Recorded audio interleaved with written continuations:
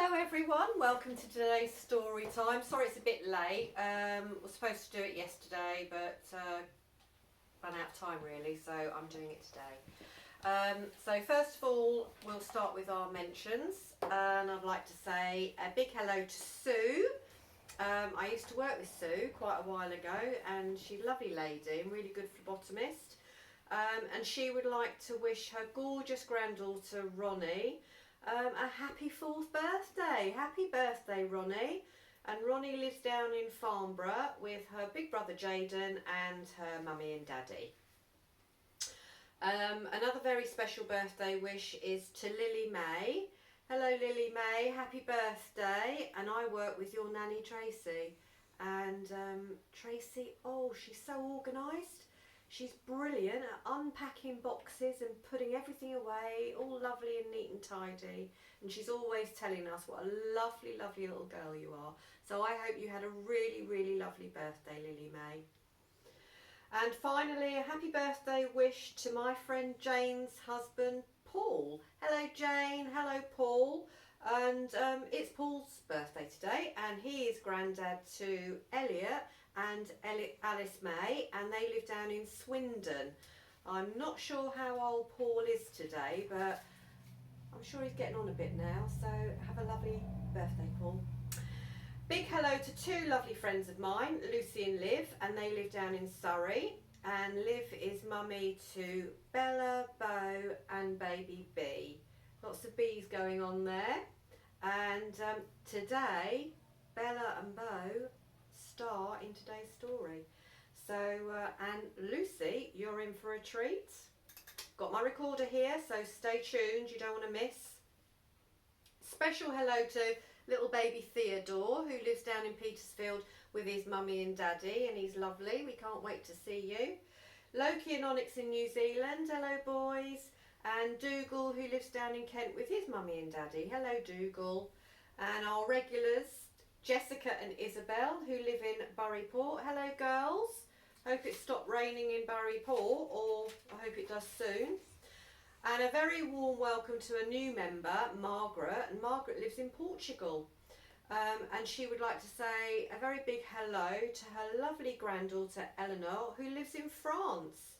And Eleanor will be 18 months old at Christmas time, so I look forward to playing Eleanor a lovely, lovely birthday tune at Christmas. So without further ado, I'm going to play a lovely birthday tune on my recorder.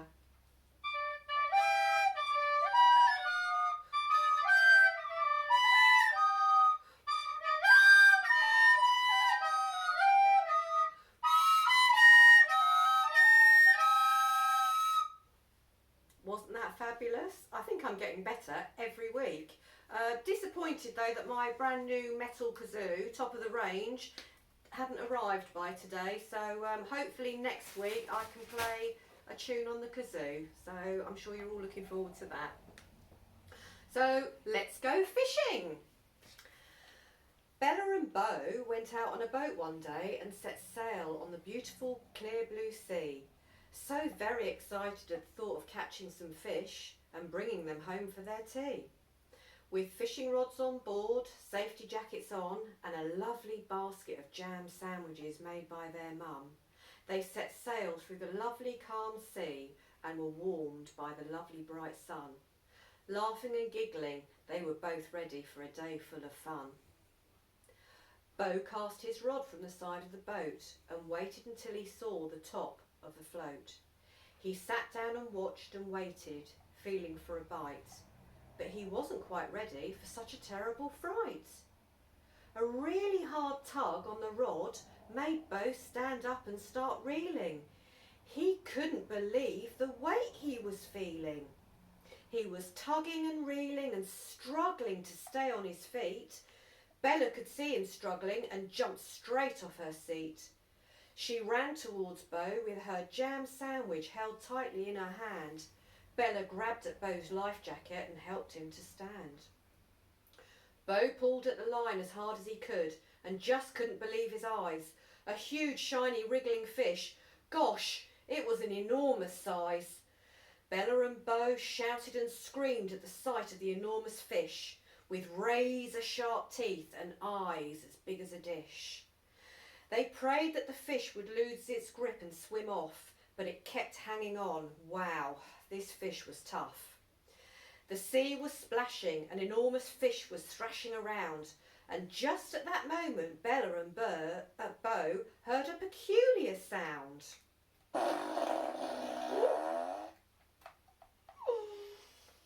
Well, the fish had broken free from the fishing rod and jumped right into the boat, which had started to rock. Bo was struggling to keep it afloat.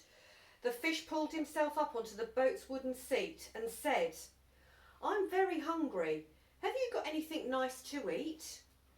Bella ran over to get the basket of jam sandwiches her mummy had made and handed one to the big fish with a big glass of cold lemonade. The fish gobbled up the sandwich and gulped down the drink, and when he had finished, he let out another loud "Wow, what a stink!" Bella and Bo laughed at the fish who had farted, and they thought the best thing to do was throw him back into the sea and sail back to where they had started. Bo threw the stinky old fish back into the sea, and they started to sail back home with no fish for tea. What an exciting day Bella and Bo had both enjoyed from the moment it started. And who would have thought they would have met a fish who had farted? Laughing and giggling, they sailed back home in the sun, excited to tell their friends about their day full of fun. As they reached the shore and jumped out of the boat, they heard a familiar sound. Not sure where it was coming from, Bella and Bo looked all around. There in the distance, jumping out of the glistening sea, was the fish they had caught and then let go free. The fish jumped out of the sea with a thumbs up, a wave and a wink. "Lovely to meet you both. Sorry about the stink." He laughed as he dived back into the glistening sea, and Bella and Bo went home to have a fish-free tea. Well, I hope you enjoyed today's story.